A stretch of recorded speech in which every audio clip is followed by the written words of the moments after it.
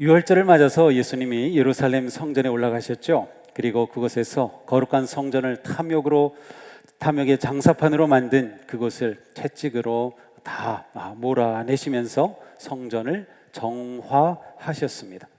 이후에 예수님은 예루살렘에 좀 더 머무시면서 많은 표적을 행하셨어요. 이로 인해서 예수님에 관한 이야기는 점점 퍼져나갑니다. 심지어 어느 날 밤에는 공의회 의원이었던 니고데모가 예수님을 찾아와서 거듭남과 영생에 관한 말씀을 하기도 하였습니다. 예수님의 제자들은 따르는 사람들에게 요단강에서 세례까지 베푼 것으로 보입니다. 하지만 예수님은 이렇게 막 알려지고 놀라운 일들이 일어나고 있는 이 유대를 떠나서 갈릴리로 돌아가십니다. 이때 예수님은 갈릴리로 가기 위해서 뜻밖의 길을 택하셨습니다. 성경은 사마리아를 통과하여야 하겠는지라 라고 기록하고 있습니다. 문장이 좀 어색하죠.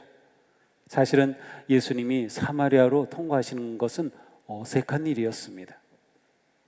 이 결정에는 반드시 그렇게 할 것이다 라고 하는 예수님의 거룩하고 확고한 뜻이 담겨 있었습니다. 사실 당시 이스라엘은 유대에서 갈릴리로 가려면 3일쯤 걸리는 그러한 거리였어요. 그래서 맨 아래 예루살렘에서 직선으로 파란색으로 따라 올라가 사마리아를 통과해서 가면 저쪽에 티베리아스 갈릴리 호수가 있는 지역까지 3일이면 갔습니다. 그런데 유대인들은 이렇게 가지 않고 오른쪽 빨간 길로 갑니다. 오른쪽 요단강을 건너서 동편의 베레아 지방을 거쳐서 올라갔어요. 이렇게 가면 길도 험하고 5일에서 6일이나 걸리는 그러한 거리였던 것이죠. 여기에는 그럴 만한 이유가 있었습니다. 주전 721년에 북이스라엘이 아수르에 멸망했을 때 아수르는 민족 혼혈 정책을 썼습니다. 자기들이 지배하고 있는 여러 나라들이 그 민족들이 반란을 일으키는 것을 막기 위해서 민족 혼혈 정책을 썼어요. 그래서 그들이 점령한 지역의 사람들을 강제로 다른 곳으로 다른 나라로 이주하여서 혼혈되어 민족성을 잃게 하였던 것이죠. 아수르는 이 사마리아 지역에 바빌론, 구다, 아와, 하맛, 스발와임의 5 이방 민족이 와서 살게 하였습니다. 그런데 이방 민족들은 이곳으로 오면서 자기들이 섬기던 그러한 신상들을 가지고 와서 사마리아 여러 신당에 두기까지 하였습니다. 이로 인해서 사마리아 사람들은 이방 사람들과 통혼하게 되었고 이방 종교와 섞였으며 이로 인해 유대인들은 사마리아 사람, 그 땅과 그곳에 사는 사람들을 멸시하였습니다. 또한 사마리아 사람들은 자기들 나름대로 그리심산에 성전을 따로 세우고 그곳에서 예배를 드립니다. 예루살렘으로 가지 않는 거죠. 이런 이유로 인해서 유대인들은 유대 땅에서 갈릴리를 오갈 때에 이 부정한 땅인 사마리아를 통과하지 않고 빙 둘러서 다니곤 하였던 것이죠. 그러니 예수님의 일행이 사마리아로 통과한다. 이것은 아주 특별한 일이었습니다. 이렇게 예수님과 제자들은 사마리아 지역으로 들어가셔서 수가라고 하는 마을에 이르렀습니다. 이것은 야곱이 요셉에게 준 땅과 가까운 곳이라고 되어 있는데 이것은 바로 세겜이죠. 바로 이 지역에서 대략 한 2.5km쯤 떨어진 그러한 곳입니다. 예수님은 먹을 것을 구하라고 제자들을 동네로 보내셨어요. 그리고 피곤하신 몸으로 우물가에 혼자 앉아 계셨습니다. 자, 오늘 말씀에서 이 시간과 장소는 아주 중요한 역할을 합니다. 유대라고 하는 큰 땅에서 사마리아로 좁혀졌고요, 사마리아에서 수가성으로 좁혀졌고 수가성에서 야곱의 우물이라고 하는 한 지점으로 우리의 관심을 모아놨어요. 그리고 정오라고 하는 정확한 시간이 제시됩니다. 바로 이곳에서 이 시간에 한 사건이 일어납니다. 마침 사마리아 여인이 물을 길러 왔습니다. 이미 제자들은 마을로 갔으니 예수님은 혼자 계셨죠. 그 여인에게 물을 좀 달라고 하십니다. 이 여인이 예수님께 반문하죠. 당신은 유대인으로서 어찌하여 사마리아 여자인 나에게 물을 달라 하나이까? 그렇죠. 당시 사마리아 사람들은 유대인들이 자신들을 멸시한다는 걸 잘 알고 있었고요. 유대인들과 상종하지 않았고, 사실 그들도 유대인들이 들어오는 것을 별로 좋아하지 않았습니다. 더군다나 이 수가성 우물가에서 유대인 남자와 사마리아 여자가 만나서 말을 주고받는다, 이러한 상황이 일어날 가능성은 거의 없는 일입니다. 지역과 성별, 종교와 역사, 그리고 인종의 높은 장벽으로 둘러쳐져 있는 곳입니다. 그런데 유대인 남자가 자신에게 물을 달라고 하니까 이 여인은 깜짝 놀랍니다. 그래서 이렇게 말한 거죠. 어찌하여 사마리아 여자인 나에게 유대인 남자인 당신이 물을 달라고 합니까? 예수님이 대답하십니다. 내가 만일 하나님의 선물과 또 내게 물 좀 달라 하는 이가 누구인 줄 알았더라면 내가 그에게 구하였을 것이요 그가 생수를 내게 주었으리라. 자, 만약 이 여인이 하나님의 선물을 알았고, 이것은 하나님의 은혜가 무엇인지 알고, 그리고 지금 자기에게 물을 달라고 요청하는 이 남자 예수님이 누구인 줄 알았더라면 거꾸로 이 여인이 예수님에게 생수를 구하였을 것이라는 말씀이에요. 여인은 예수님의 이 말씀에 어리둥절하지요. 그래서 다시 묻습니다. 주여, 물 기를 그릇도 없고 이 우물은 깊은데 어디서 당신이 그 생수를 얻겠사옵나이까? 우리 조상 야곱이 이 우물을 우리에게 주셨고 또 여기서 자기와 아들들과 짐승이 다 마셨는데 당신이 야곱보다 더 크니까. 자, 주여 이렇게 말했지만 이것은 신앙의 고백으로 주님이란 뜻이 아니고 일반적으로 그 당시 여성이 남성을 존대하는 그러한 표현이에요. 그래서 그렇게 말한 거죠. 주여. 이 우물이 무슨 우물인지 아십니까? 유서 깊은 야곱의 우물입니다. 이 우물 저 깊은 곳에 물을 뜨려면 두레박도 있어야 되는데 당신은 두레박도 없지요. 그런데 어떻게 생수를 준다는 말입니까? 라고 말하는 거예요. 야곱은 이곳에 우물을 파서 실제로 우리에게 생수를 주었는데 당신이 이 야곱보다 더 위대하다는 말입니까? 라는 거죠. 예수님이 대답하십니다. 같이 읽겠습니다. 이 물을 마시는 자마다 다시 목마르려니와 내가 주는 물을 마시는 자는 영원히 목마르지 아니하리니 내가 주는 물은 그 속에서 영생하도록 솟아나는 샘물이 되리라. 아멘. 너무도 중요한 말씀이에요. 다시 읽겠어요. 이 물을 마시는 자마다 다시 목마르려니와 내가 주는 물을 마시는 자는 영원히 목마르지 아니하리니 내가 주는 물은 그 속에서 영생하도록 솟아나는 샘물이 되리라. 아멘.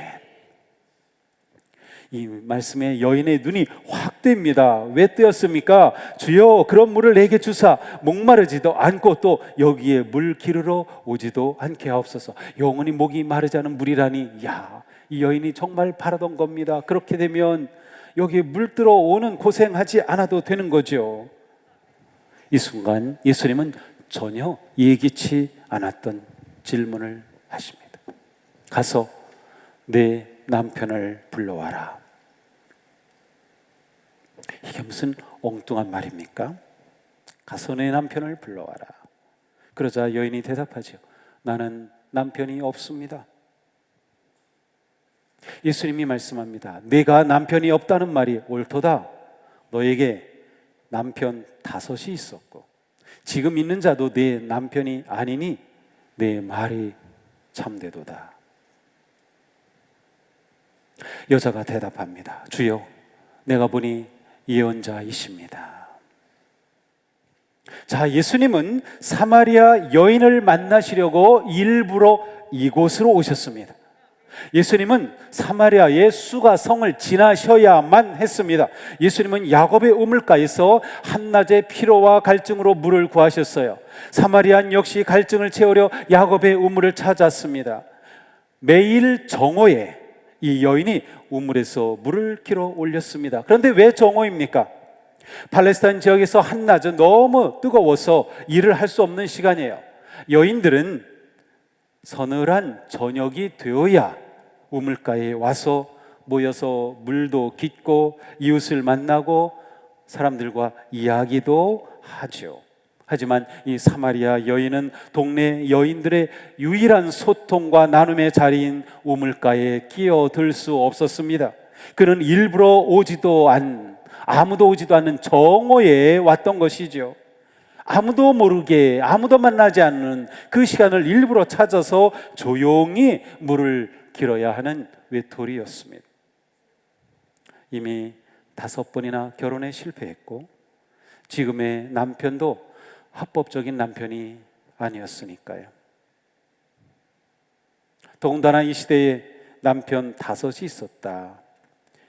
이 말은 전 남편들이 사망하였거나 아니면 남편들로부터 버림을 받았다는 뜻이죠. 어느 경우이든 이 여인은 가련하고 또한 부정한 여인으로 낙인 찍힐 수밖에 없었습니다. 하지만 남자 없이는 생존할 수 없었기에 이 여인은 또 다른 남자에게 의존하고 있었습니다. 삶에 희망도 없고 자존감도 없고 기쁨도 없고 생존을 위해 허덕여야만 하는 여인이지요. 아픔이 지나쳐 상처로 짓물나는 여인이었습니다. 사람 만나는 것이 두려웠습니다. 말 버탈 친구 하나 없는 외로운 여인이었습니다. 머리에 이고 온 그 물동이, 거기에는 이 모든 것이 담겨 있었습니다. 끝없는 인생의 갈증에 목이 탄 이 여인은 아무도 오지 않는 정오의 우물을 찾을 수밖에 없었던 거죠. 사랑하는 성도 여러분, 지금 자신은 어떤 물동이를 이고 있습니까? 그 물동이는 채워지고 있습니까? 아무리 채워도 채워지지 않은 인생의 깊은 갈증과 목마름이 있지 않습니까? 그 갈증을 채우기 위해 이 남편도 잡았고 저 남편도 잡았지만 갈증이 채워졌나요? 여기서 남편은 히브리 말로 바알이란 단어입니다. 바알이란 단어는 주인이란 뜻이에요. 기둥이란 뜻입니다. 이스라엘 백성들이 가나안 땅에 매혹되었을 때 그 땅의 우상이 바알이었죠. 바로 그 바알입니다. 여인이 잡았던 바알은 5번이나 바뀌었지만 그 인생은 여전히 채워지지 않았습니다. 가서 내 남편을 불러오라. 이 말씀은 너의 인생의 주인, 너의 바알을 데려와 봐라 라는 뜻입니다. 이 여인의 인생의 기둥, 이 여인의 인생의 중심, 이 여인의 인생의 우상이 무엇인가를 묻는 물음이죠. 그러나 이 여인의 갈증을 채워줄 바알은 어디에도 없었습니다. 사마리아 여인은 끝없는 갈증에 목이 타는 죄인의 모습을 그대로 보여줍니다. 아마도 우리의 모습이 아닌가요? 우리가 아무리 발버둥 쳐도 재물이 우리의 진정한 주인이 될 수 없었습니다. 명예도 바알이 될 수 없었습니다. 인기도 지식도 바알이 될 수 없었습니다. 그 누구도 그 무엇도 진정한 우리 인생의 주인이 되어주지 못했습니다. 자신의 물동이가 채워지던가요? 어느 것도 우리의 갈증을 채우지 못했습니다. 과연 우리의 주인은 누구입니까?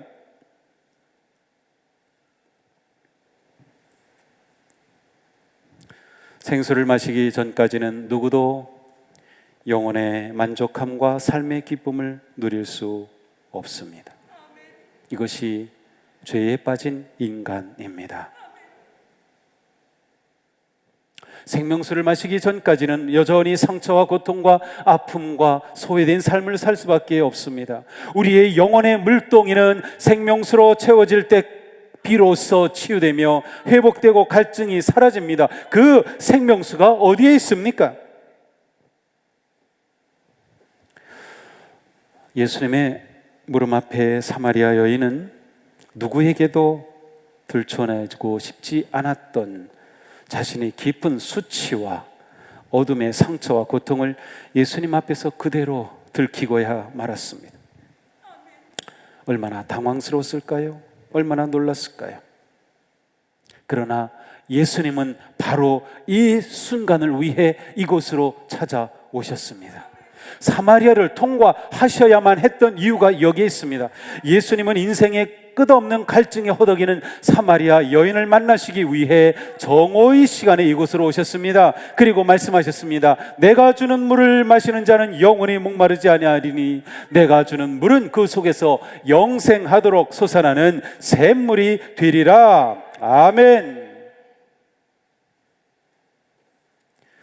예수님은 이 여인의 영원히 절실하게 갈망하였던 영원히 목마르지 않은 생수를 주시려고 수가성 우물가로 정오에 찾아오셨습니다. 예수님이 사마리아 여인을 만나시기 위해 지불한 대가는 엄청난 것이었습니다. 피곤한 몸을 이끄셔야 했고 사마리아라고 불리는 금지된 구역으로 들어오셔야 했습니다. 유대인과 이방인이라는 인종의 장벽을 넘어서야 했습니다. 유대인 남자와 이방인 여자라는 성차별의 장벽을 넘어서야 했습니다. 예수님에게도 갈증이 있었습니다. 예수님의 갈증은 물을 얻고자 하는 갈증이 아니라 영원한 생수를 주시려는 목마름이었습니다. 천국의 생명을 전하고 영혼을 구원하고 치유하시려는 강렬한 갈증으로 이 장벽을 모두 허물고 그 대가를 지불하면서 이 가련한 여인에게 다가오셨습니다. 사랑하는 여러분, 수가성의 사마리아 여인을 찾아오셨던 그 예수님은 지금 이곳에 오셨음을 알고 계십니까? 타는 목마름으로 애타는 우리의 영혼을 채우시려고 이미 이곳에서 우리를 찾고 기다리신 주님을 아십니까? 주님은 우리에게 오시려고 인간의 몸을 입으셨습니다. 죄로 막힌 무더운 장벽을 깨뜨리시고 우리에게 다가오셔서 임마누엘 하나님이 되어주셨습니다. 예수님은 우리를 진정한 주인이 되시려고, 우리의 주인이 되시려고, 우리의 진정한 신랑이 되시려고 오셨습니다. 예수님은 우리의 상처와 아픔과 고통과 실패와 부끄러움을 모두 알고 계십니다. 그래서 죄로 썩은 우리를 치유하시고 회복하시려고 오셔서 십자가의 고난의 죽음까지 감당하셨습니다. 우리에게 영원한 생명수를 주시려고 오신 주님, 우리의 모든 것을 아시는 주님, 그러니 주님께 우리의 그 인생의 텅 빈 물동이를 다 내려놓으시기 바랍니다. 자신의 깊은 상처와 아픔과 부끄러움까지 다 주님 앞에 내려놓으십시오.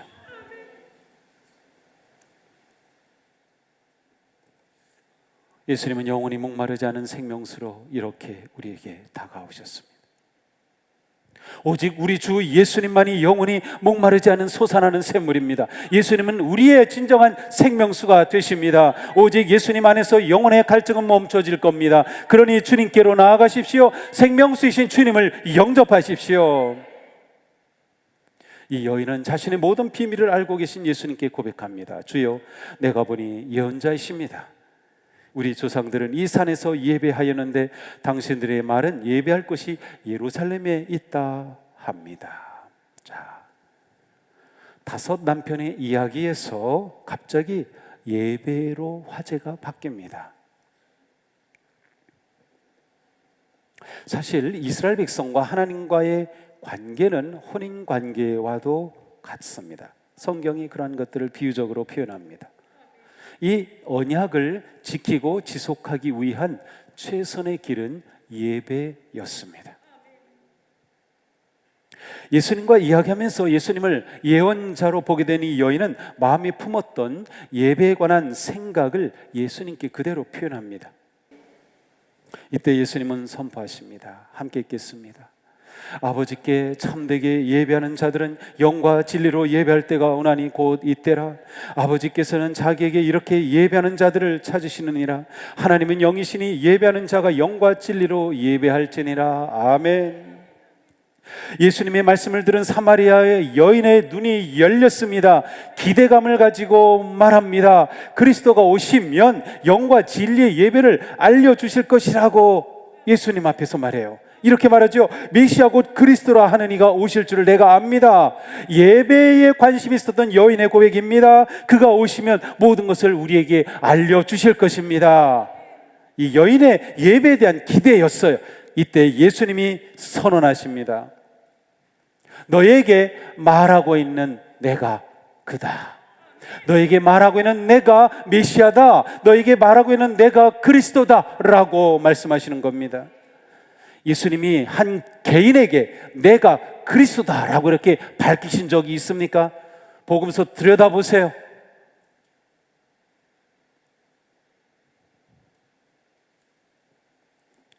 예수님이 곧 메시아라는 이 말씀을 들은 사마리아 여인은 물동이를 버려두고 동네로 들어가서 외칩니다. 내가 한 모든 일을 내게 말한 사람을 와서 보라. 이는 그리스도가 아니냐.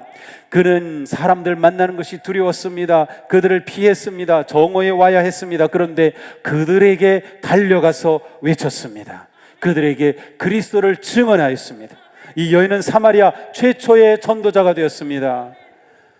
여인의 증언을 들은 동네 사람들이 예수님께로 몰려듭니다. 그리고 이곳에 더 머물러 주십시오. 이틀이나 더 그곳에 머무시면서 천국의 복음을 전해주시고 생명수를 가르쳐 주시죠. 예수님이 세상의 구주이심을 깨닫고 많은 사람들이 예수님을 믿게 되었습니다. 이방 사람들이 말이죠. 이것이 바로 예배입니다. 이것이 부흥입니다. 이것이 변화입니다. 이것이 생명수이신 예수님을 만남으로 간절한 인생의 갈증이 채워지고 인생의 무거운 짐이 벗어지는 진정한 예배입니다. 소외되고 버림받은 가련한 인생이 하나님의 복된 자녀가 되는 놀라운 은혜의 순간입니다. 한 사람, 하나님의 사람으로 내 인생이 갈증으로부터 벗어나 만족한 인생으로 되는 이 놀라운 변화의 자리가 바로 예배의 자리입니다. 그러니 우리는 이 예배의 자리에 올 때마다 내 삶의 무거운 짐을 내려놓고 내 채워지지 않은 갈증의 동이를 들고 와 주님 앞에 내려놓아야 합니다. 이 자리가 예배의 자리가 되는 것이죠. 예배에 우리는 무엇을 합니까? 그 생명의 주님을 만나는 겁니다. 생명수 주님을 마시게 되는 것이죠. 그래서 우리의 존재가 바뀌는 겁니다. 가련하고 쇠되고 버림받은 인생이 아니라 하나님의 거룩하고 존귀한 자녀가 되며 우리는 예수 그리스도의 그 놀라운 생명을 전하는 복음 전도자가 되는 것이죠. 어떤 상황, 어떤 위기에도 우리는 결코 예배를 놓치지 말아야 합니다. 우리에게 예배의 열정과 간절함이 타오르고 있습니까? 참된 예배를 사모하고 있습니까? 예배의 회복을 열망하고 있습니까? 주님께 나오십시오. 영혼의 우물가로 나오십시오. 바로 이것은 주님께서 우리를 기다리고 계시는 예배의 자리입니다. 생명수 그리스도를 만나 치유되고 회복되고 감격하고 채워지는 그것이 예배의 은혜입니다. 이 시간 생명수 주님을 만나 우리가 그렇게 회복되기를 축복합니다. 우리의 영혼의 갈증이 채워지기를 축복합니다. 생명수 그리스도께서 우리의 가난 영혼에 가득한 사랑으로 생명으로 채워주시는 그 은혜의 복음의 자리가 되기를 축복합니다. 영과 진리의 예배자는 사명을 발견합니다. 구차한 인생이 영광의 전도자가 되는 거죠. 물동이를 던져버리고 세상으로 달려갑니다. 영원한 생명수 예수님을 증언하는 것이죠. 이것이 바로 예배가 아닙니까? 이 시간도 목마른 내 영혼 주님을 갈망합니다 라고 고백하면서 오늘도 주님께 손들고 영과 진리로 예배하며 생수를 갈망하는 우리에게 구원자 되신 예수 그리스도 그분의 놀라운 은혜가 넘치기를 축복합니다. 성령의 생수의 강이 우리 가운데 흘러 넘치기를 축복합니다. 우리의 갈증이 해갈되기를 축복합니다. 소외되었던 우리 인생에 생명의 빛과 생명의 물이 넘치는 그러한 복된 인생이 되기를 주님의 이름으로 축복합니다.